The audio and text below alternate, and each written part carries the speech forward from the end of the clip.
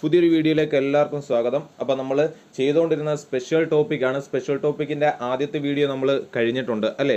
എന്തൊക്കെയാണ് ആ ആദ്യത്തെ വീഡിയോയ്ക്കകത്ത് പറഞ്ഞത്? ജസ്റ്റ് ഒന്ന് റിവേഴ്സ് ചെയ്തിട്ട് നമുക്ക് അടുത്ത വീഡിയോയിലേക്ക് പോകാം. എന്താണ് പറഞ്ഞത്?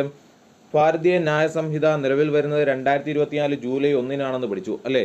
ആദ്യമായി ആ ബില്ല് ലോകസഭയിൽ അവതരിപ്പിക്കുന്നത് അമിത്ഷായാണ് എന്നാണ് 2023 ഓഗസ്റ്റ് 11. ആ ബില്ല് പിൻവലിച്ചതിനെ തുടർന്ന് രണ്ടാമത് വീണ്ടും എന്ത് ചെയ്യുന്നു?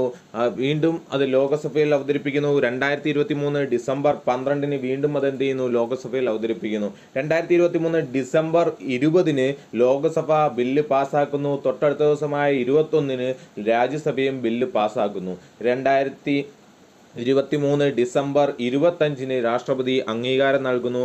അങ്ങനെ 2023 45-ാം നമ്പർ കേന്ദ്ര നിയമമായിട്ടാണ് എന്ത് വരുന്നത്? ഭാരതീയ ന്യായ സംഹിത നിലവിൽ വരുന്നത്. അതിനകത്ത് 20 അധ്യായങ്ങളിലായി 358 വകുപ്പുകളാണുള്ളത്. അതിൽ 358 ക്ലോസ് 1 പ്രകാരം പഴയ നിയമം ഉണ്ടായിരുന്നല്ലോ, ഇന്ത്യൻ ശിക്ഷാ നിയമം, അത് റദ്ദ് ചെയ്യുകയും ചെയ്തു. ഇത്രയാണ് നമ്മൾ ഇൻട്രൊഡക്ഷൻ എന്നുള്ള രീതിയിൽ പഠിച്ചത്. അത് കഴിഞ്ഞ് നമ്മൾ അധ്യായം 1 വകുപ്പ് 1 കുറിച്ച് പറഞ്ഞു അല്ലേ? വകുപ്പ് 1 എന്തിനെക്കുറിച്ച് പറയുന്നു? ചുരുക്കപ്പേരിനെയും പ്രാരംഭത്തിനെയും പ്രയോഗത്തെയും കുറിച്ച് പറയുന്നതാണ് അധ്യായം 1. അതിനകത്തിലെ കുറച്ച് കാര്യങ്ങൾ നമ്മൾ ഡിസ്കസ് ചെയ്തു അല്ലേ? അടുത്ത വകുപ്പ് 2 പറയുന്നതോ?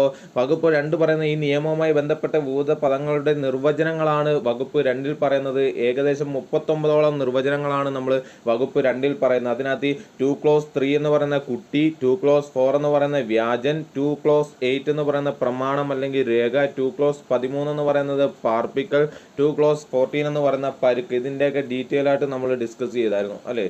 അത് ശ്രദ്ധയോടുകൂടി പഠിക്കുക. അടുത്ത വകുപ്പ് 2 ക്ലോസ് 28 പൊതുസേവകനെ കുറിച്ച് പറയുന്നുണ്ട്. കുറേ അധികം ആളുകൾ, ഏതൊക്കെ ആളുകളാണ് അല്ലെങ്കിൽ ഏതൊക്കെ വിഭാഗത്തിൽപ്പെടുന്ന ആളുകളാണ് പൊതുസേവകൻ എന്ന വിഭാഗത്തിൽ വരുന്നതെന്നുള്ളതിൻ്റെ ഡീറ്റെയിൽ നമ്മൾ നോക്കിയായിരുന്നു. അടുത്തതായിട്ട് വകുപ്പ് 3 ക്ലോസ് 5 കൂട്ടമായിട്ട് കുറ്റം ചെയ്യുന്നതിനെ കുറിച്ച് പറഞ്ഞു അല്ലേ? ഇത്രയുമാണ് ആദ്യത്തെ വീഡിയോയിൽ നമ്മൾ ഡിസ്കസ് ചെയ്യുന്നത്. അടുത്ത ഈ വീഡിയോയിൽ നമ്മൾ നോക്കാൻ പോകുന്നത് വകുപ്പ് 4 മുതലാണ്. ഓക്കെ, വകുപ്പ് 4 എന്താണ് പറയുന്നത്? ശിക്ഷകളെ കുറിച്ചാണ് വകുപ്പ് 4 പറയുന്നത്. നോക്കാം.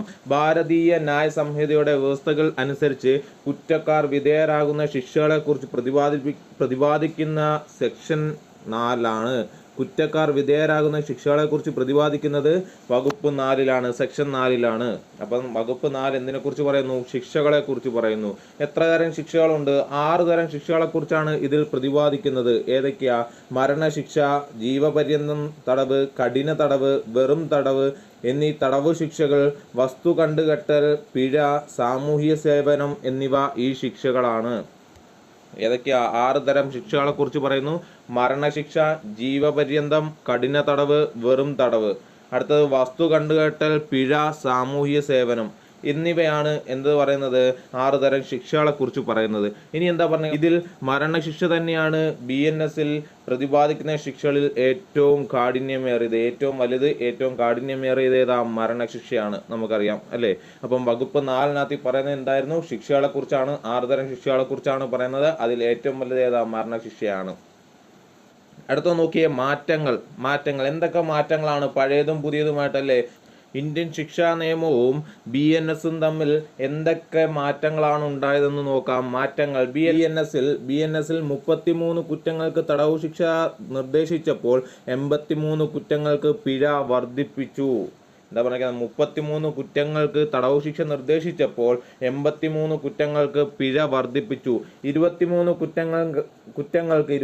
കുറ്റങ്ങൾക്ക് നിർബന്ധിത മിനിമം ശിക്ഷ നിലവിൽ വന്നു. മിനിമം ശിക്ഷ നൽകണം 23 കുറ്റങ്ങൾക്ക് നിർബന്ധമായിട്ടും മിനിമം ശിക്ഷ നൽകിയിരിക്കണം 23 കുറ്റങ്ങൾക്ക്.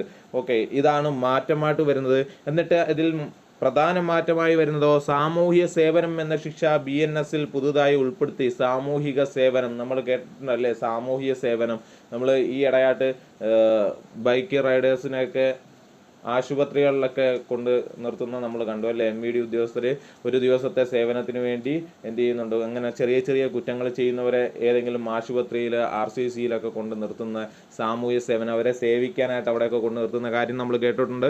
ആ സാധനമാണ് പറയുന്നത് എന്താണ് സാമൂഹ്യ സേവനം എന്ന ശിക്ഷ BNSൽ പുതുതായി ഉൾപ്പെടുത്തി. BNSൽ പുതുതായി ഉൾപ്പെടുത്തിയ ശിക്ഷ ഏതാണ്? സാമൂഹ്യ സേവനം. കോടതി ഉത്തരവിടുന്ന ഏത് ജോലിയും സാമൂഹ്യ സേവനമായി പരിഗണിക്കപ്പെടും. നോക്കാം ഏതൊക്കെയാ.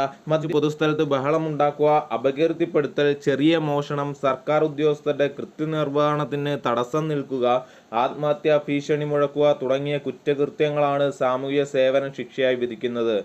ഈ ഇങ്ങനെയുള്ള ചെറിയ ശിക്ഷകൾ, ചെറിയ കുറ്റങ്ങൾ ചെയ്യുന്നവർക്കാണ് സാമൂഹ്യ സേവനം ഒരു ശിക്ഷയായിട്ട് നൽകുന്നത്. എന്താണ് സാമൂഹ്യ സേവനം? കോടതി ഉത്തരവിടുന്ന ഏത് ജോലിയും സാമൂഹ്യ സേവനമായിട്ട് പരിഗണിക്കപ്പെടും. മനസ്സിലായോ എന്താണ് സാമൂഹ്യ സേവനം എന്ന്? മനസ്സിലായല്ലോ. അടുത്ത് നോക്കിയേ, വകുപ്പ് 11 എന്താ? ഏകാന്ത തടവ്. വകുപ്പ് 11 ഏകാന്ത തടവ്. എന്താ സാധനം? വകുപ്പ് 11 ഏകാന്ത തടവ് എന്താണെന്ന് നോക്കാം.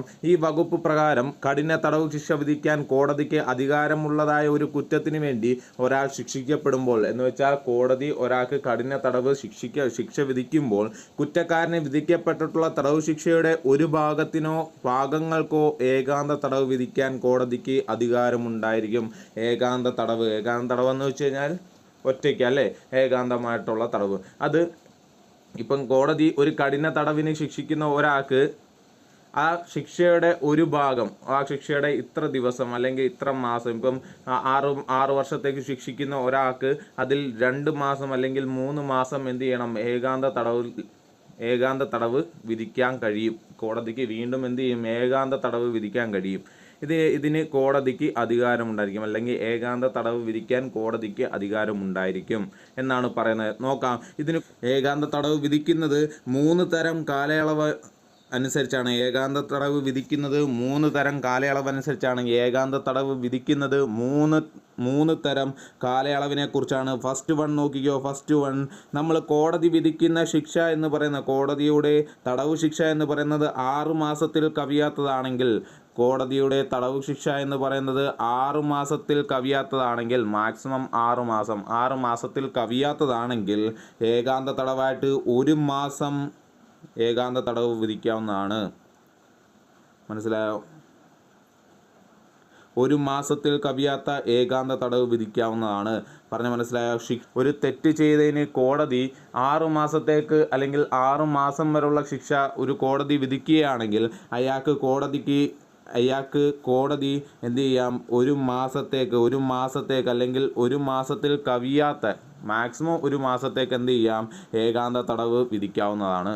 പറഞ്ഞു മനസ്സിലായോ?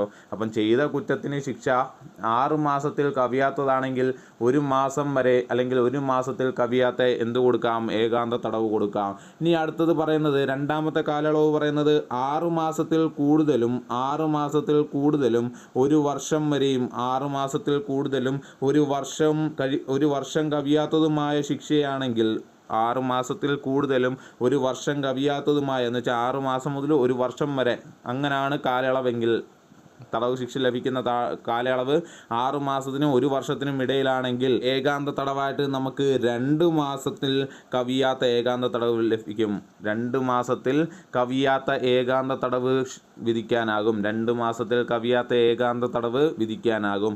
അടുത്ത മൂന്നാമത്തെ കാലയളവ് പറയുന്നത് എന്താ? 3 കാലയളവാണ് പറഞ്ഞിരിക്കുന്നത്. മൂന്നാമത്തെ കാലയളവ് എന്ന് വെച്ച് കഴിഞ്ഞാൽ 1 വർഷത്തിന് മുകളിലാണെങ്കിൽ, 1 വർഷത്തിൽ കൂടുതലാണെങ്കിൽ, ശിക്ഷ 1 വർഷത്തിൽ കൂടുതലാണെങ്കിൽ നമുക്ക് 3 മാസത്തിൽ കൂടാത്ത ഏകാന്ത തടവ് ലഭിക്കുന്നതായിരിക്കും. അല്ലെങ്കിൽ 3 മാസത്തിൽ കവിയാത്ത ഏകാന്ത തടവ് വിധിക്കാവുന്നതാണ്. അപ്പോൾ ഏകാന്ത തടവ് വകുപ്പ് 11 പ്രകാരം ഏകാന്ത തടവിനെ കുറിച്ചാണ് പറയുന്നത്. ഒരാൾ ഒരു ശിക്ഷയ്ക്ക് വിധേയനാവുകയും കോടതി അയാൾക്ക് തടവ് ശിക്ഷ വിധിക്കുകയും ചെയ്തു കഴിഞ്ഞാൽ അതിൻ്റെ ഒരു ഭാഗത്തിനോ അല്ലെങ്കിൽ ഭാഗങ്ങൾക്കോ ഏകാന്ത തടവിന് കോടതിക്ക് വിധിക്കാനാകുന്നതാണ്. 3 തരത്തിലുള്ള കാലയളവാണ് അതിന് പറയുന്നത്. 6 മാസത്തിൽ കവിയാത്ത ശിക്ഷയാണെങ്കിൽ 1 മാസത്തിൽ കവിയാത്ത ഏകാന്ത തടവ് വിധിക്കാവുന്നതാണ്.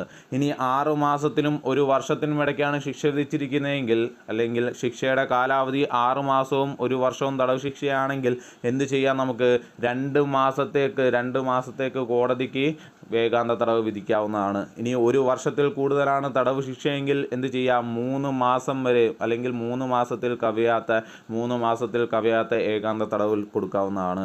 ഇനി ഒരു കണ്ടീഷനും കൂടെ ഇതിനകത്ത് പറയുന്നുണ്ട്. എന്താ? ഇത് വകുപ്പ് 12 പ്രകാരം തൊട്ടടുത്ത വകുപ്പ് നോക്കിയേ. വകുപ്പ് 12 പ്രകാരം ഏകാന്ത തടവ് ശിക്ഷയുടെ വിധി നടപ്പിൽ വരുത്തുമ്പോൾ അങ്ങനെയുള്ള തടവ് ഒരേ സമയം 14 ദിവസത്തിൽ കൂടുതലാകാൻ പാടില്ല. എന്നുവെച്ചാൽ ഏകാന്ത തടവ് കൊടുക്കുമ്പം അടുപ്പിച്ച് 14 ദിവസം വരെ കൊടുക്കാം. 14 ദിവസത്തിൽ കൂടുതൽ എന്ത് കൊടുക്കാൻ പാടില്ല? കണ്ടിന്യൂസ് ആയിട്ട് ഏകാന്ത തടവ് കൊടുക്കാൻ പാടില്ല. ഇപ്പം നമ്മൾ 1 മാസത്തേക്കാണ് ശിക്ഷ വിധിക്കുന്നതെങ്കിൽ ആ 14 ദിവസം ഏകാന്ത തടവ്, അത് കഴിഞ്ഞ് വീണ്ടും എന്ത് ചെയ്യുക? നമുക്ക് കുറച്ച് ഗ്യാപ്പ് ഇട്ടിട്ട് വീണ്ടും 14 ദിവസം കൊടുക്കാം. അങ്ങനെ 1 മാസത്തേക്ക് നമുക്കാക്കാം. മനസ്സിലായോ? അങ്ങനെ കണ്ടിന്യൂസ് ആയിട്ട് എന്ത് ചെയ്യത്തില്ല? 14 ദിവസത്തിൽ കൂടുതൽ ഏകാന്ത തടവ് കൊടുക്കാൻ പാടുള്ളതല്ല. മനസ്സിലായോ പറഞ്ഞത്? അടുത്ത നോക്കിയേ. പൊതുവായ ഒഴിവാക്കലുകൾ ചെറിയ തെറ്റുണ്ട്. പൊതുവായ ഒഴിവാക്കലുകൾ എന്താണെന്ന് നോക്കാം. ഭാരതീയ ന്യായ സംഹിതയുടെ 3-ാം അധ്യായത്തിൽ 14 മുതൽ 44 വരെയുള്ള വകുപ്പുകളിലാണ് പൊതുവായ അപവാദങ്ങളെക്കുറിച്ച് പ്രതിപാദിക്കുന്നത്. പൊതുവായ അപവാദങ്ങളെക്കുറിച്ച് അല്ലെങ്കിൽ ഒഴിവാക്കലുകളെക്കുറിച്ച് പ്രതിപാദിക്കുന്നത് 3-ാം അധ്യായത്തിലെ 14 മുതൽ 44 വകുപ്പ് വരെയാണ്. 14 മുതൽ 44 വകുപ്പ് വരെ 3-ാം അധ്യായത്തിലെ 14 മുതൽ 44 വരെയുള്ള വകുപ്പുകളിലാണ് പൊതുവായ അപവാദങ്ങളെക്കുറിച്ച് പറയുന്നത്. എന്തൊക്കെയാണെന്ന് നമുക്ക് നോക്കാം. നോക്കിയേ. സെക്ഷൻ 14-ഉം 17-ഉം എന്തായിരിക്കും? സെക്ഷൻ 14-ഉം 17-ഉം മിസ്റ്റേക്സ് ഓഫ് ഫാക്റ്റ്. സെക്ഷൻ 14-ഉം 17-ഉം പറയുന്നത് മിസ്റ്റേക്സ് ഓഫ് ഫാക്റ്റ് എന്താണെന്ന് നോക്കാം. വകുപ്പ് 14, അതിനകത്തിലെ വകുപ്പ് 14 പറയുന്നത്, ഒരു പ്രവൃത്തി ചെയ്യാൻ ബാധ്യസ്ഥനായ വ്യക്തിയോ വസ്തുതാപരമായ തെറ്റ് കാരണമായി ഒരു പ്രവൃത്തി ചെയ്യാൻ താൻ ബാധ്യസ്ഥനാണെന്ന് വിശ്വസിക്കുന്ന വ്യക്തിയോ ചെയ്യുന്ന പ്രവൃത്തി കുറ്റമായിരിക്കുന്നതല്ല. എന്താ പറഞ്ഞിരിക്കുന്നത്? നിയമപരമായി ഒരു പ്രവൃത്തി ചെയ്യാൻ ബാധ്യസ്ഥനായ വ്യക്തിയോ വസ്തുതാപരമായി തെറ്റ് കാരണമായി ഒരു പ്രവൃത്തി ചെയ്യാൻ താൻ ബാധ്യസ്ഥനാണെന്ന് വിശ്വസിക്കുന്ന വ്യക്തിയോ ചെയ്യുന്ന പ്രവൃത്തി കുറ്റമായിരിക്കുന്നതല്ല. മനസ്സിലായോ? മനസ്സിലായില്ലെന്ന് മനസ്സിലായി. എന്ത് ചെയ്യാം? 3-ാമത്തെ പോയിന്റ് ഒന്ന് വായിച്ചു നോക്കിയേ. 3-ാമത്തെ പോയിന്റ് വായിച്ചു നോക്കുമ്പോൾ നമുക്ക് വകുപ്പ് 14 എന്താണെന്ന് മനസ്സിലാവും. നോക്കിയേ. മേലുദ്യോഗസ്ഥന്റെ ഉത്തരവിന്റെ അടിസ്ഥാനത്തിൽ നിയമത്തിന് വിധേയമായി ഒരു സൈനികൻ ആൾക്കൂട്ടത്തിലേക്ക് വെടിവെക്കുകയാണെങ്കിൽ വകുപ്പ് 14 പ്രകാരം അയാൾ കുറ്റം ചെയ്തിട്ടില്ല. മനസ്സിലായോ? മേലുദ്യോഗസ്ഥൻ്റെ ഉത്തരവ് പ്രകാരം നിയമത്തിന് വിധേയമായി നിയമം അനുസരിച്ച് ഒരു സൈനികൻ ആൾക്കൂട്ടത്തിലേക്ക് വെടിവെക്കുകയാണെങ്കിൽ വകുപ്പ് 14 പ്രകാരം അയാൾ കുറ്റം ചെയ്തിട്ടില്ല. ഉണ്ടോ? അയാൾ ചെയ്തത് കുറ്റമാണ് അല്ലേ? നോക്കിയേ. ഒരു പ്രവൃത്തി ചെയ്യാൻ ബാധ്യസ്ഥനായ വ്യക്തി അല്ലേ? അവിടെ ഒരു ആൾക്കൂട്ടത്തിലേക്ക് വെടിവെക്കുന്ന ആ സൈനികൻ എന്ന് പറയുന്നത് സുരക്ഷാ ഉദ്യോഗസ്ഥനാണ് അല്ലേ? അപ്പോൾ ആ സുരക്ഷ നിലനിർത്താൻ വേണ്ടി അല്ലെങ്കിൽ ഒരു പ്രവൃത്തി ചെയ്യാൻ ബാധ്യസ്ഥനായ വ്യക്തി ആ സുരക്ഷ നിലനിർത്തുക എന്നുള്ള ബാധ്യസ്ഥത അയാൾക്കുണ്ട് അല്ലേ? വസ്തുതാപരമായ തെറ്റ് കാരണമായി ഒരു പ്രവൃത്തി ചെയ്യാൻ താൻ ബാധ്യസ്ഥനാണെന്ന് വിശ്വസിക്കുന്ന വ്യക്തിയോ ചെയ്യുന്ന പ്രവൃത്തി കുറ്റമായിരിക്കുന്നതല്ല. അയാൾ ആ ചെയ്യുന്നത് തെറ്റാണ്, പക്ഷേ വസ്തുതാപരമായി നോക്കുകയാണെങ്കിൽ അയാൾ ചെയ്യുന്നത് എന്താണ്? അയാളുടെ ജോലിയുടെ ഭാഗമാണ്, അയാളുടെ കടമയാണ്. അങ്ങനെ ഉണ്ടെങ്കിൽ അയാൾ ചെയ്യുന്നത് എന്തല്ല? വകുപ്പ് 14 പ്രകാരം കുറ്റമല്ല. മനസ്സിലായോ? ഇപ്പം വകുപ്പ് 14 എന്താണെന്ന് മനസ്സിലായല്ലോ. ഓക്കെ. ഇനി 2-ാമത്തെ പോയിന്റ് ഒന്ന് വായിച്ചു നോക്കിയേ. നിയമപരമായി ബാധ്യതയ്ക്ക് വിധേയമായി പ്രവർത്തിക്കുന്നതിലൂടെയും വസ്തുതാപരമായ തെറ്റ് കാരണവും ചെയ്യുന്ന പ്രവൃത്തികളെ വകുപ്പ് 14 സംരക്ഷിക്കുന്നു. ഇങ്ങനെ ചെയ്യുന്ന പ്രവൃത്തികളെ എന്ത് ചെയ്യുന്നു? വകുപ്പ് 14 ഉപയോഗിച്ച് നമുക്ക് എന്ത് ചെയ്യാം? സംരക്ഷിക്കാം. ഈ ആളെ അല്ലെങ്കിൽ ഈ സൈനികനെ നമുക്ക് വകുപ്പ് 14 പ്രകാരം സംരക്ഷിക്കാവുന്നതാണ്. അടുത്ത നോക്കിയേ. എന്താണ് വകുപ്പ് 17? വകുപ്പ് 17 പ്രകാരം നിയമത്താൽ ന്യായീകരിക്കപ്പെട്ട വ്യക്തിയോ വസ്തുതയുടെ തെറ്റ് കാരണം താൻ നിയമത്താൽ ന്യായീകരിക്കപ്പെട്ടവനാണെന്ന് ഉത്തമ ബോധ്യമുള്ള വ്യക്തിയോ ചെയ്യുന്ന പ്രവൃത്തി കുറ്റമല്ലാതാകുന്നു. മനസ്സിലായോ? ഇല്ല എങ്കിൽ 2-ാമത്തെ പോയിന്റ് വായിച്ചു നോക്കിയാൽ നമുക്ക് വകുപ്പ് 17 എന്താണെന്ന് വ്യക്തമായിട്ട് മനസ്സിലാവും. നോക്കിയേ. എക്സ് എന്ന വ്യക്തി ചെയ്യുന്ന ഒരു പ്രവൃത്തി എ കാണുകയും അത് കൊലപാതകമാണെന്ന് എക്ക് തോന്നുകയും ചെയ്യുന്ന ചെയ്യുന്നു. ഒരു കൊലപാതകിയെ നിയമത്തിന് മുന്നിലെത്തിക്കാനുള്ള ഉത്തരവാദിത്തം പൊതുജനത്തിനുണ്ടെന്ന ഉത്തമ വിശ്വാസത്തിൽ എക്സിനെ പിടികൂടി അധികാരികൾക്ക് മുന്നിലെത്തിക്കുന്നു. എക്സ് ആത്മരക്ഷാർത്ഥം പ്രവർത്തിച്ചതാണെങ്കിലും ഇവിടെ ഒരു കുറ്റവും ചെയ്തതായി കണക്കാക്കുന്നില്ല. വല്ലതും മനസ്സിലായോ? ഇല്ലെങ്കിൽ ഇതേ ഒന്നും കൂടെ പറഞ്ഞു തരാം. എക്സും എയും ബിയും എല്ലാം വെട്ടിക്കളഞ്ഞിട്ടുണ്ട്. ഒന്നും കൂടെ പറഞ്ഞു തരാം. ഞാൻ ഒരു കാര്യം ചെയ്യുന്നത് ഞാൻ കണ്ടു. അപ്പം എനിക്ക് മനസ്സിലായി അയാൾ ചെയ്യുന്നത് ഒരു കൊലപാതകമാണെന്ന് എനിക്ക് മനസ്സിലായി. ഓക്കെ, ഒരു കൊലപാതകം ചെയ്യുന്നത് ഞാൻ കണ്ടു. അപ്പോൾ ആ കൊലപാതകിയെ പിടിച്ചു കൊടുക്കൽ എൻ്റെ കടമയാണെന്ന് എനിക്ക് തോന്നി. ആ കൊലപാതകിയെ പിടിച്ച് നിയമത്തിന് മുന്നിൽ കൊടുക്കുക എന്നുള്ളത് എൻ്റെ കടമയാണെന്ന് എനിക്ക് തോന്നിയിട്ട് ഞാൻ എന്ത് ചെയ്തു? ആ കൊലപാതകിയെ പിടിക്കുന്നു. അപ്പോൾ എന്തായാലും അവിടെ എന്തെങ്കിലും ഒരു തെറ്റ് സംഭവിക്കുമല്ലോ. നമ്മുടെ കയ്യിൽ നിന്ന് നമ്മൾ പിടിച്ചു കൊടുക്കാൻ നേരത്തെ എന്തെങ്കിലും ഒരു തെറ്റ് സംഭവിക്കും. ഉദാഹരണം, ആ കൊലപാതകയെ നമ്മൾ മർദ്ദിക്കുകയോ അങ്ങനെ എന്തെങ്കിലും ഒരു തെറ്റ് നമ്മുടെ കയ്യിൽ നിന്നും വന്നു പോയാലും എന്ത് ചെയ്യത്തില്ല, ഇവിടെ കുറ്റക്കാരനായിട്ട് വരുത്തില്ല. ഒരു കുറ്റവും ചെയ്തതായി കാണിക്കുന്നതല്ല. അതാണ് പറഞ്ഞേക്കുന്നത്. മനസ്സിലായോ?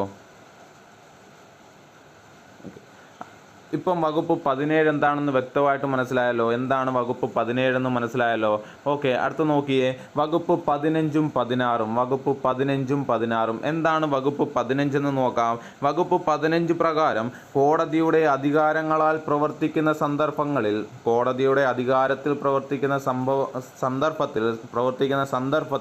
ഒരു ജഡ്ജിയുടെ പ്രവർത്തികൾ എന്ത് ചെയ്യുന്നില്ല? കുറ്റമാകുന്നില്ല. നിയമത്തിൻ്റെ അടിസ്ഥാനത്തിൽ അല്ലെങ്കിൽ നിയമത്തിൽ ഇരുന്നു കൊണ്ട് അയാൾ നിയമപരമായി ചെയ്യുന്ന കാര്യങ്ങൾ, ആ ജഡ്ജി നിയമപരമായി ചെയ്യുന്ന കാര്യങ്ങളൊന്നും എന്തല്ല? കുറ്റമല്ല. അതായത് ജുഡീഷ്യൽ ചുമതലകൾ നിർവഹിക്കുന്നതിനിടയിൽ നിയമപരമായ അധികാരങ്ങളുടെ പരിധിക്കുള്ളിൽ നിന്നുകൊണ്ട് ചെയ്യുന്ന പ്രവൃത്തിക്ക് ജഡ്ജിയെ ഉത്തരവാദിയാക്കാൻ കഴിയില്ല. മനസ്സിലായോ? എന്താ പറഞ്ഞ വകുപ്പ് 14 പറയുന്നതെന്ന് വെച്ച് കഴിഞ്ഞാൽ കോടതിയുടെ അധികാരങ്ങളിൽ പ്രവർത്തിക്കുന്ന സന്ദർഭത്തിൽ ആ നിയമത്തിനുള്ളിൽ നിന്നുകൊണ്ട് ആ ജഡ്ജി ചെയ്യുന്ന കാര്യങ്ങളൊന്നും എന്തല്ല? കുറ്റമല്ല. പ്രവൃത്തികൾ എന്താവുന്നില്ല? കുറ്റമല്ല എന്നാ പറഞ്ഞേക്കുന്നത്. കുറ്റമാകില്ല. അങ്ങനെയാണെങ്കിൽ വകുപ്പ് 16 നോക്കിയേ. കോടതിയുടെ ഉത്തരവോ അല്ലെങ്കിൽ വിധിന്യായമോ അനുസരിച്ച് ആ വിധിന്യായമോ ഉത്തരവോ പ്രാബല്യത്തിൽ ഇരിക്കുന്ന സമയത്ത് ചെയ്യുന്ന പ്രവൃത്തി കുറ്റമായി തീരുന്നതല്ല. കോടതിയുടെ ഉത്തരവ് അധികാരപരിധി ലംഘിക്കുന്നതാണെങ്കിൽ പോലും കോടതിക്ക് അത്തരം അധികാരപരിധി ഉണ്ടെന്ന നല്ല വിശ്വാസത്തോടെ പ്രവൃത്തി ചെയ്യുന്ന വ്യക്തി വിശ്വസിക്കുന്നുണ്ടെങ്കിൽ ആ വകുപ്പിൻ്റെ സംരക്ഷണം ലഭിക്കുന്നതാണ്. എന്ന് വെച്ച് കഴിഞ്ഞാൽ ഒരു കോടതി ഉത്തരവോ അല്ലെങ്കിൽ വിധിന്യായമോ അനുസരിച്ച് ആ വിധിന്യായം അനുസരിച്ച് നമ്മളൊരു കാര്യം ചെയ്യുമ്പോൾ അല്ലെങ്കിൽ ആ വിധിന്യായം ഉത്തരവോ പ്രാബല്യത്തിൽ ഇരിക്കുന്ന സമയത്ത്, ഇപ്പോൾ ഉദാഹരണം ഒരു വീട് പൊളിക്കണം. അപ്പം വീട് പൊളിക്കാൻ വേണ്ടി അല്ലെങ്കിൽ ഒരു റോഡ് സൈഡിൽ നിൽക്കുന്ന ഒരു കട പൊളിച്ചു മാറ്റണം. അതിനായിട്ട് നമ്മൾ കോടതിയിൽ നിന്നൊരു ഉത്തരവ് വന്നു. ആ കട പൊളിച്ചു മാറ്റണമെന്ന് ഉത്തരവ് വന്നു. ആ ഉത്തരവ് നിലനിൽക്കുമ്പോൾ നമ്മൾ പോയി എന്ത് ചെയ്യുന്നു? ഈ കട പൊളിച്ചു മാറ്റുന്നു. അല്ലെ, അധികാരികൾ പോയിട്ട് എന്ത് ചെയ്യുന്നു? ഈ കട എന്ത് ചെയ്യുന്നു? അവിടെ നിന്ന് പൊളിച്ചു മാറ്റുന്നു. അപ്പോൾ ഉത്തരവ് ഉള്ളതിൻ്റെ പേരിലാണ് നമ്മളത് പൊളിച്ചു മാറ്റുന്നത്. അല്ലേ? ആ ഉത്തരവ് പ്രാബല്യത്തിൽ ഇരിക്കുമ്പോൾ നമ്മൾ ആ ചെയ്യുന്ന കാര്യം എന്തല്ല? തെറ്റല്ല എന്നാണ് പറഞ്ഞേക്കുന്നത്. ആ കാര്യം തെറ്റല്ല, കുറ്റമായി തീരുന്നതല്ല. മനസ്സിലായോ പറഞ്ഞത്? ഓക്കെ, അപ്പം വകുപ്പ് 15 പറയുന്നതെന്ന് വെച്ചാൽ കോടതിയുടെ അധികാരത്തിൽ ഇരിക്കുമ്പോൾ ജഡ്ജി ചെയ്യുന്ന കാര്യങ്ങളൊന്നും തെറ്റല്ല. അധികാര പരിധിയിൽ നിന്നുകൊണ്ട് ചെയ്യുന്ന കാര്യങ്ങളൊന്നും തെറ്റല്ല. അടുത്ത വകുപ്പ് 16 പറയുന്നത് കോടതിയുടെ ഉത്തരവോ അല്ലെങ്കിൽ വിധിന്യായമോ അനുസരിച്ച് ആ വിധിന്യായമോ ഉത്തരവോ പ്രാബല്യത്തിൽ ഇരിക്കുന്ന സമയത്ത് ചെയ്യുന്ന പ്രവൃത്തി എന്തായി മാറില്ല? കുറ്റമായി മാറില്ല. ഇതാണ് വകുപ്പ് 16 പറയുന്നത്. അടുത്ത നോക്കിയേ, സെക്ഷൻ 18 എന്താ പറഞ്ഞേക്കുന്നത്? ആക്സിഡന്റ്. അല്ലേ? സെക്ഷൻ 18 എന്താ? ആക്സിഡന്റ്. അല്ലേ? നമ്മൾ അറിയാതെ ചെയ്തു പോകുന്ന കാര്യങ്ങൾ എന്താണെന്ന് നോക്കാം. വകുപ്പ് 18 പ്രകാരം നിയമപരമായ മാർഗങ്ങളിലൂടെയും ശ്രദ്ധയോടെയും ജാഗ്രതയോടെയും നിയമപരമായ ഒരു പ്രവൃത്തി ചെയ്യുമ്പോൾ കുറ്റകരമായ ഉദ്ദേശമോ അറിവോ ഇല്ലാതെ നിർഭാഗ്യവശാൽ ആകസ്മികമായി ഉണ്ടാകുന്ന ഒന്നും കുറ്റമാകില്ല. എന്താ 18 പറയുന്നത്? നിയമപരമായ മാർഗങ്ങളിലൂടെയും നോക്കിക്കോണം, നമ്മൾ നിയമത്തിനുള്ളിൽ നിന്നുകൊണ്ട് നിയമപരമായ രീതിയിലും ശ്രദ്ധയോടെയും ജാഗ്രതയോടെ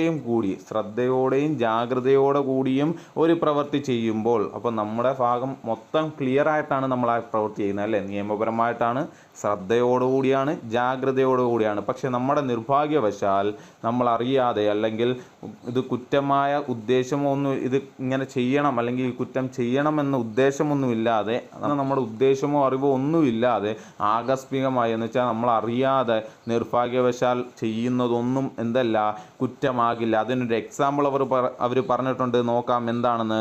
ഇത് വായിക്കുമ്പോൾ എപ്പോഴും എക്സാമ്പിൾ വായിക്കുമ്പോൾ നമുക്ക് നല്ല രീതിയിൽ മനസ്സിലാവും എന്താണ് വകുപ്പ് 18 കൊണ്ട് ഉദ്ദേശിക്കുന്നത് എന്ന എക്സാമ്പിൾ നോക്കുമ്പോൾ നമുക്ക് നല്ല രീതിയിൽ മനസ്സിലാവും. നോക്കിയേ, എ എന്ന വ്യക്തി ഒരു കോടാലി ഉപയോഗിച്ച് മരം മുറിക്കുന്ന വേളയിൽ, എ എന്ന് പറയുന്ന വ്യക്തി ഒരു കോടാലി ഉപയോഗിച്ച് എന്ത് ചെയ്യുക? മരം മുറിക്കുക.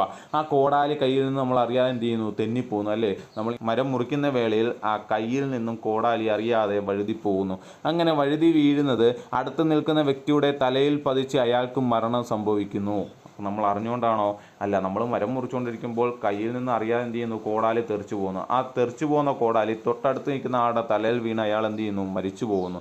അങ്ങനെ സംഭവിച്ചു കഴിഞ്ഞാൽ ആ പ്രവൃത്തിയിൽ ശ്രദ്ധക്കുറവൊന്നുമില്ല, നമ്മൾ ശ്രദ്ധ കൂടിയാണ് ചെയ്യുന്നത് അല്ലേ? അശ്രദ്ധമായി ചെയ്യുകയാണെങ്കിൽ തെറ്റാണ്. നമ്മളെന്താണ്? ശ്രദ്ധയോടുകൂടിയാണ് ചെയ്തത്. പക്ഷേ നമ്മുടെ നിർഭാഗ്യവശാൽ ആകസ്മികമായി അല്ലേ, നമ്മൾ ഒട്ടും പ്രതീക്ഷിക്കാതെ എന്ത് ചെയ്യുന്നു? ആ കോടാലി കയ്യിൽ നിന്നും വഴുതിപ്പോയി തൊട്ടടുത്തുള്ള ആളുടെ തലയിൽ വീണ് അയാൾ മരിച്ചു പോകുന്നു. എങ്ങനെയാണെങ്കിൽ ഇവിടെ എ ചെയ്ത ഒരു കുറ്റമുണ്ടല്ലോ, എ ചെയ്ത ഇയാളുടെ പ്രവൃത്തി എ ചെയ്ത കാര്യം മാപ്പർഹിക്കുന്നതും കുറ്റകരമായി ഗണിക്കാൻ കഴിയാത്തതുമാണ്. ഇതാണ് വകുപ്പ് 18 പറയുന്നത്, ആക്സിഡൻറ്റിൽ. ഓക്കെ ആണോ? അപ്പോൾ നമ്മൾ എന്തൊക്കെയാണ് പഠിച്ചത്? വകുപ്പ് 4 പഠിച്ചു അല്ലേ? സെക്ഷൻ 4 പഠിച്ചു. എന്തായിരുന്നു സെക്ഷൻ 4-നകത്ത്? ശിക്ഷകളായിരുന്നു. എത്ര തരം ശിക്ഷകൾ? 6 ശിക്ഷകൾ. ഏറ്റവും വലുത് ഏതായിരുന്നു? കഠിന തടവായിരുന്നു. ഏറ്റവും വലുത് ഏതായിരുന്നു? മരണശിക്ഷയായിരുന്നു ഏറ്റവും വലുത് അല്ലേ? അത് കഴിഞ്ഞ് നമ്മൾ മാറ്റങ്ങൾ പഠിച്ചു. എന്തൊക്കെയാണ് മാറ്റങ്ങൾ? പ്രധാന മാറ്റങ്ങൾ സാമൂഹ്യ സേവനം എന്ന ശിക്ഷ കൊണ്ടുവന്നു അല്ലേ? എന്താണ് സാമൂഹ്യ സേവനം എന്ന് നമ്മൾക്ക് മനസ്സിലായി. അടുത്തത് ഏകാന്ത തടവ്. വകുപ്പ് 14 പ്രകാരം ഏകാന്ത തടവ് പറഞ്ഞു അല്ലേ? അതിൻ്റെ കാലയളവും പറഞ്ഞു. അടുത്തത് വകുപ്പ് 12 പ്രകാരം ഏകാന്ത തടവ് എന്ന് പറയുന്നത് 14 ദിവസത്തിൽ കൂടരുതെന്ന് പറഞ്ഞു അല്ലേ? അത് കഴിഞ്ഞ് നമ്മൾ അധ്യായം 3-നകത്തിലെ സെക്ഷൻ 14 മുതൽ 44 വരെ ഉള്ളത് പഠിച്ചു അല്ലേ? എന്തായിരുന്നു അത്? ഒഴിവാക്കലുകൾ, പൊതുവായ ഒഴിവാക്കലുകൾ. അതിനകത്തിലെ 14-ഉം 17-ഉം പഠിച്ചു. അത് കഴിഞ്ഞ് നമ്മൾ വകുപ്പ് 17 പഠിച്ചു, 15 പഠിച്ചു, 16 പഠിച്ചു അല്ലേ? ഇപ്പം 18-ഉം നമ്മൾ പഠിച്ചു. അടുത്ത് നോക്കാം സെക്ഷൻ 19. എന്താ സെക്ഷൻ 19? ഒരു പ്രവൃത്തി ഹാനി വരുത്തണമെന്ന ദോഷകരമായ ക്രിമിനൽ ഉദ്ദേശത്തോടെ അല്ലാതെയും വ്യക്തികൾക്കും വസ്തുക്കൾക്കും ഉണ്ടാക്കാവുന്ന മറ്റൊരു ഹാനി തടയാനോ ഒഴിവാക്കാനോ വേണ്ടി ഉത്തമ വിശ്വാസത്തോടെ ചെയ്യപ്പെടുന്നുവെങ്കിൽ അതിനെ കുറ്റകൃത്യമായി കാണാൻ സാധിക്കില്ല. എന്താ പറഞ്ഞാൽ? ഒരു പ്രവൃത്തി ഹാനി വരുത്തും, ഒരു പ്രവൃത്തി മറ്റുള്ളവർക്ക് ദോഷം വരും, അല്ലെങ്കിൽ ഒരു പ്രവൃത്തി കാരണം ദോഷമുണ്ടാകും എന്ന് മനസ്സിലാക്കിക്കൊണ്ട് നമ്മുടെ ക്രിമിനൽ ഉദ്ദേശത്തോടല്ലാതെയും വ്യക്തികൾക്കും വസ്തുക്കൾക്കും ഉണ്ടായേക്കുന്ന മറ്റൊരു ഹാനി ഒഴിവാക്കാനായിട്ട് ഉത്തമ വിശ്വാസത്തോടെ ചെയ്യപ്പെടുന്നുവെങ്കിൽ അതിനെ കുറ്റകൃത്യമായി കാണാൻ സാധിക്കില്ല. അതിനൊരു എക്സാമ്പിൾ പറഞ്ഞുതരാം. വലിയൊരു തീപിടുത്തം ഉണ്ടാകുന്നു, വലിയൊരു തീപിടുത്തം. ഓക്കെ, ഈ തീ പുറത്തോട്ട് പടർന്നു പോകാതിരിക്കാൻ ഈ തീ എന്ത് ചെയ്യുന്നു? പുറത്തേക്ക് പോകരുത്. ഇവിടെ ഒരു തീപിടുത്തം ഉണ്ടായിക്കഴിയുമ്പോൾ ഈ തീ വ്യാപിക്കാൻ പാടില്ല എന്ന് വിചാരിച്ച് നമ്മൾ ഈ തീ ഉണ്ടായതിന് സറൗണ്ടിങ്സിൽ നിൽക്കുന്ന വീടുകളോ കടകളോ എല്ലാം നമ്മളങ്ങ് പൊളിച്ചു മാറ്റുന്നു. മനസ്സിലായോ പറഞ്ഞത്? ഒരു വലിയൊരു തീപിടുത്തം ഉണ്ടായി, അതാണ് അവർ എക്സാമ്പിൾ കൊടുത്തേക്കുന്നത്. ഒരു വലിയ തീപിടുത്തത്തിൽ തീ പടരുന്നത് തടയാനായി ഒരാൾ വീട് ഇടിച്ചു പൊളിക്കുന്നു. അടുത്ത് നിൽക്കുന്ന വീട് എന്ത് ചെയ്യുന്നു?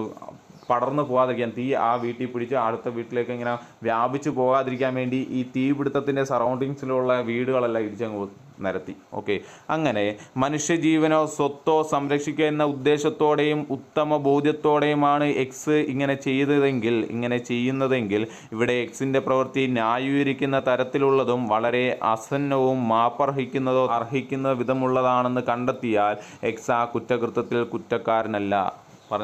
എക്സാമ്പിൾ പറഞ്ഞ് മനസ്സിലായല്ലോ? ഒരു തീ പടരാതിരിക്കാൻ വേണ്ടി നമ്മൾ ഈ തീ ഉണ്ടായതിൻ്റെ ചുറ്റിലുമുള്ള വീടുകൾ എന്ത് ചെയ്യുന്നു? ഇടിച്ചു നിരത്തുകയാണ്.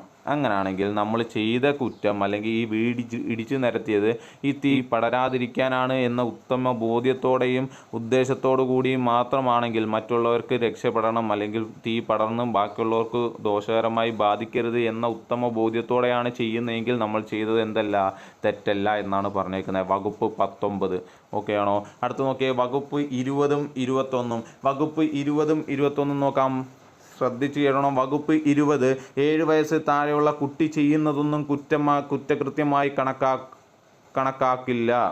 വകുപ്പ് 20 പ്രകാരം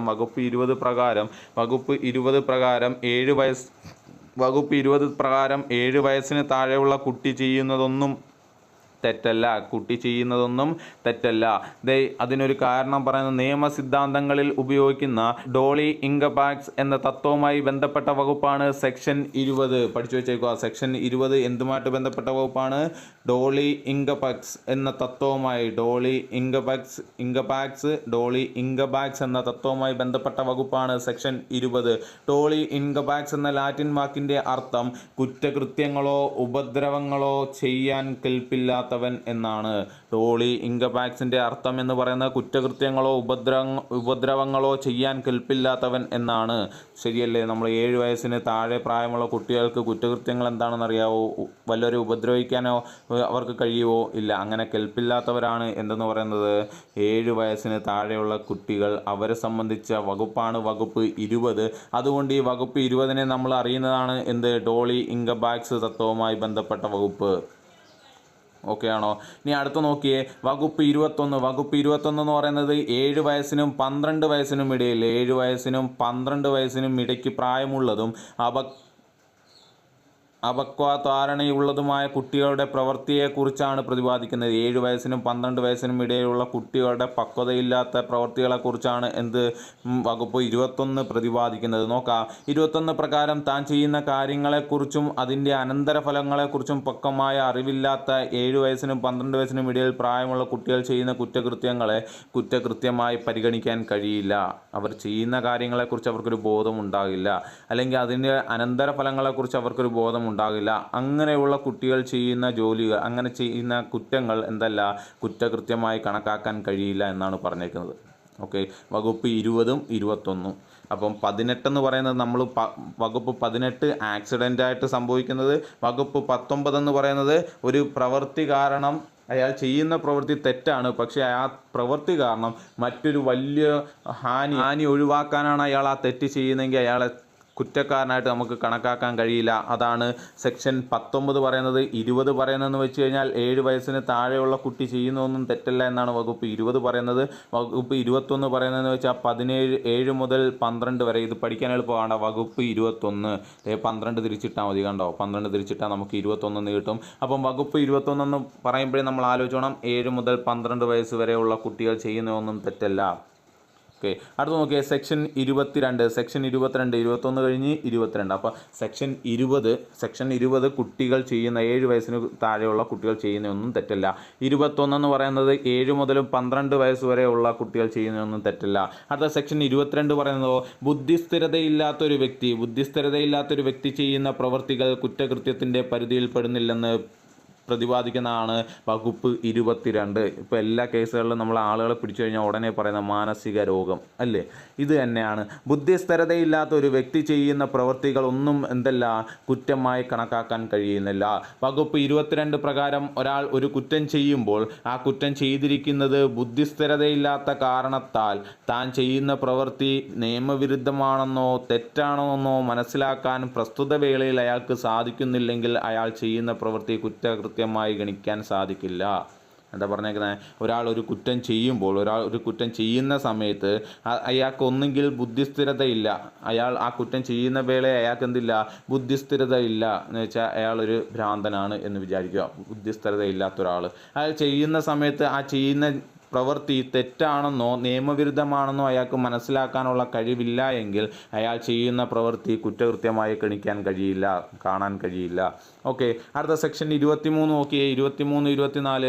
23 തൻ്റെ ഇഷ്ടത്തിന് വിരുദ്ധമായി ലഹരിക്കടിമയായ കാരണത്താൽ തീരുമാനമെടുക്കാൻ കഴിവില്ലാത്ത വ്യക്തി ചെയ്യുന്ന പ്രവൃത്തിയെക്കുറിച്ച് പ്രതിപാദിക്കുന്നതാണ് വകുപ്പ് 23. എന്താ പറഞ്ഞിരിക്കുന്നത്? തൻ്റെ ഇഷ്ടത്തിന് വിരുദ്ധമായി ലഹരിക്കടിമയായ കാരണത്താൽ തീരുമാനമെടുക്കാൻ കഴിവില്ലാത്ത വ്യക്തി ചെയ്യുന്ന പ്രവൃത്തിയെക്കുറിച്ച് പ്രതിപാദിക്കുന്ന വകുപ്പാണ് 23. എന്ന് വെച്ച് കഴിഞ്ഞാൽ കുറേ ആളുകൾ ചേർന്ന് നമ്മളെ പിടിച്ചിട്ട് നമ്മളെ കൊണ്ട് നിർബന്ധിച്ച് കള്ള് കുടിപ്പിച്ചു അല്ലേ? കുറേ ആളുകൾ പിടിച്ച് കെട്ടി നമ്മളെ കള്ള് കുടിപ്പിക്കുന്നു. നമ്മുടെ ഇഷ്ടത്തിന് അല്ല, നമ്മുടെ ഇഷ്ടത്തിന് വിരുദ്ധമായിട്ടാണ് അങ്ങനെ ചെയ്യുന്നത് അല്ലേ? നമ്മുടെ ഇഷ്ടത്തിന് വിരുദ്ധമായിട്ടാണ് അങ്ങനെ ചെയ്യുന്നത്, അല്ലെങ്കിൽ കള്ള് കുടിപ്പിച്ചത്. അങ്ങനെ കള്ള് കുടിച്ച് കഴിയുമ്പോൾ നമുക്ക് തീരുമാനങ്ങൾ എടുക്കാനുള്ള കെൽപ്പില്ല. എന്ന് വെച്ച് കഴിഞ്ഞാൽ നമ്മുടെ നമ്മൾ അബോധാവസ്ഥയിലാകുന്ന സമയത്ത് നമ്മൾ ചെയ്തു പോകുന്ന തെറ്റ്, അറിയാതെ നമ്മൾ ചെയ്തു പോകുന്ന തെറ്റായി കണക്കാക്കാൻ കഴിയില്ല എന്നാണ് പറയുന്നത്.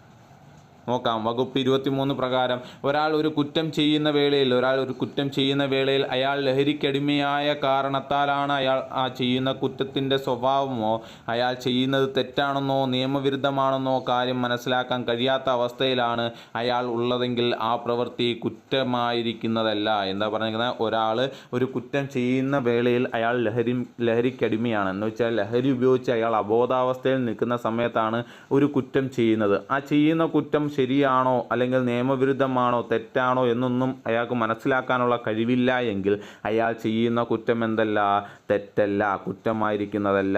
പക്ഷേ അതിനൊരു കണ്ടീഷൻ പറയുന്നുണ്ട്. അയാളെ ലഹരിക്കടിമയാക്കിയ വസ്തു അയാളുടെ അറിവോ സമ്മതമോ ഇല്ലാതെ അയാളിൽ ഏൽപ്പിച്ചതായിരിക്കണം. മനസ്സിലായോ? അല്ലെങ്കിൽ ഈ വകുപ്പ് പ്രകാരം എന്ന് വെച്ചാൽ നമ്മൾ കഞ്ചാവോ അല്ലെങ്കിൽ കള്ളോ കുടിച്ചതിന് ശേഷം ഒരാളെ പോയി കൊന്നിട്ട് എനിക്ക് ചെയ്യുന്ന സമയത്ത് അത് മനസ്സിലാക്കാനുള്ള കഴിവില്ലായിരുന്നു, ഞാൻ ലഹരിക്കടിമയായിരുന്നു എന്ന് പറഞ്ഞ് വകുപ്പ് 23 പ്രകാരം കുറ്റമല്ല എന്ന് പറഞ്ഞ് നമുക്ക് നിൽക്കാൻ കഴിയില്ല. അതിനൊരു കണ്ടീഷൻ കൂടി അവർ പറയുന്നുണ്ട്. ഇത് നമ്മൾ സ്വയം ചെയ്തതായി, ഈ ലഹരി നമ്മൾ സ്വയം എടുത്തതല്ല, മറ്റുള്ള ആളുകൾ അയാളെ ലഹരിക്കടിമയാക്കിയ വസ്തു അയാളുടെ അറിവോ സമ്മതമോ ഇല്ലാതെ അയാളിൽ ഏൽപ്പിച്ചതായിരിക്കണം. എന്ന് വെച്ചാൽ അയാളെ നിർബന്ധിച്ച് ലഹരിക്കടിമയാക്കിയിട്ട് അയാൾ കുറ്റം ചെയ്യുമ്പോൾ അയാൾ കുറ്റമായിരിക്കില്ല, അയാൾ ചെയ്യുന്നത് കുറ്റമായിരിക്കില്ല എന്നാണ് പറഞ്ഞത്. ഓക്കെ, ഇതാണ് ഇമ്പോർട്ടൻ്റ്. അയാളുടെ അറിവോ സമ്മതമോ ഇല്ലാതെയാണ് അയാളിൽ ലഹരി എത്തിയത്. അടുത്ത നോക്കാം, വകുപ്പ് 24. നമ്മളിപ്പം പറഞ്ഞ കാര്യം തൊട്ടടുത്ത വകുപ്പിലുണ്ട്, വകുപ്പ് 24 അല്ലേ? എന്താ വകുപ്പ് 24? ഒരു പ്രത്യേക ഉദ്ദേശത്തോടെയോ അറിവോടെയോ ലഹരിക്കടിമയായ ഒരാൾ, എന്ന് വെച്ചാൽ സ്ഥിരം അയാൾ മനഃപൂർവ്വം അയാൾ കള്ളു കുടിക്കുന്നു, കഞ്ചാവ് പിടിക്കുന്നു, അയാളുടെ ഇഷ്ടത്തിന് എന്ത് ചെയ്യുന്നു, ഇങ്ങനെ ലഹരി ഉപയോഗിക്കുന്ന ഒരു വ്യക്തി, ഈ ലഹരി സ്ഥിരമായിട്ട് അയാളുടെ സ്വന്തം ഇഷ്ടത്തിന് ഉപയോഗിക്കുന്ന ഒരു വ്യക്തി പ്രത്യേക ഉദ്ദേശത്തോടെയോ അറിവോടെയോ ലഹരിക്കടിമയായ ഒരാൾ ചെയ്യുന്ന പ്രവൃത്തി കുറ്റമാകുന്നതിനെ കുറിച്ചാണ് നമ്മൾ ഈ വകുപ്പ് 24 പ്രതിപാദിക്കുന്നത്. ഇങ്ങനെ സ്വന്തം ഇഷ്ടത്തിന് കഴിക്കുന്ന അല്ലെങ്കിൽ സ്വന്തം ഇഷ്ടത്തിന് ലഹരി ഉപയോഗിക്കുന്ന ഒരു വ്യക്തി ചെയ്യുന്ന കുറ്റങ്ങളെല്ലാം കുറ്റമാകും. അയാൾ ചെയ്യുന്ന പ്രവൃത്തികളെല്ലാം അല്ലെങ്കിൽ അയാൾ ചെയ്യുന്ന തെറ്റുകളെല്ലാം കുറ്റമാകും. അതിനെക്കുറിച്ച് പ്രതിപാദിക്കുന്നതാണ് വകുപ്പ് 24. നോക്കിയാൽ തൻ്റെ ഇഷ്ടത്തിന് വിരുദ്ധമായോ അറിവില്ലാതെയോ തന്നിൽ ചെലുത്തിയതല്ലാതെ ലഹരിക്ക് അടിമയായ ഒരാളുടെ പ്രവൃത്തി, തൻ്റെ ഇഷ്ടത്തിന് വിരുദ്ധമായോ അറിവില്ലാതെയോ തന്നിൽ ചെലുത്താതെയല്ലാത്ത ലഹരി എന്ന് വെച്ച് കഴിഞ്ഞാൽ സ്വന്തം ഇഷ്ടത്തിന് ആരുടെയും നിർബന്ധമൊന്നും കൂടാതെ നമ്മൾ സ്ഥിരമായിട്ട് അല്ലെങ്കിൽ നമ്മൾ സ്വന്തമായിട്ട് നമ്മുടെ സ്വന്തം ഇഷ്ടപ്രകാരം ലഹരി ഉപയോഗിക്കുന്ന ഒരാൾ അല്ലെങ്കിൽ ലഹരിക്ക് അടിമയായി പോയ ഒരാൾ ചെയ്യുന്ന പ്രവൃത്തി അടിമയല്ലാതിരുന്നെങ്കിൽ ആ പ്രവൃത്തിക്ക് അയാൾ ഏത് രീതിയിൽ പരിഗണിക്കുമോ അതേ പരിഗണന അയാൾക്ക് അർഹനാണ്. എന്ന് വെച്ചാൽ നമ്മൾ ഈ ലഹരി ഉപയോഗിച്ച് സ്വന്തം ഇഷ്ടപ്രകാരം സ്വന്തം ഇഷ്ടത്തിന് സ്വയം എന്ത് ചെയ്യുന്നു, നമ്മൾ ലഹരി ഉപയോഗിച്ച് ഒരു കുറ്റകൃത്യം ചെയ്തു കഴിഞ്ഞാൽ അയാൾ സ്വബോധത്തോടെ ചെയ്യുന്ന കുറ്റം, അയാൾ സ്വബോധത്തോടെ ഇരിക്കുമ്പോൾ ആ കുറ്റം ചെയ്താൽ എന്ത് ശിക്ഷയാണോ ലഭിക്കുന്നത് അതേ ശിക്ഷ തന്നെ ലഭിക്കും എന്നാണ് പറഞ്ഞിരിക്കുന്നത്. ഇതാണ് വകുപ്പ് 24 പറഞ്ഞിരിക്കുന്നത്. ഓക്കെ, മനസ്സിലായോ? അപ്പോൾ ഇത്രയുമാണ് നമ്മൾ ഈ വീഡിയോയിൽ നോക്കുന്നത്.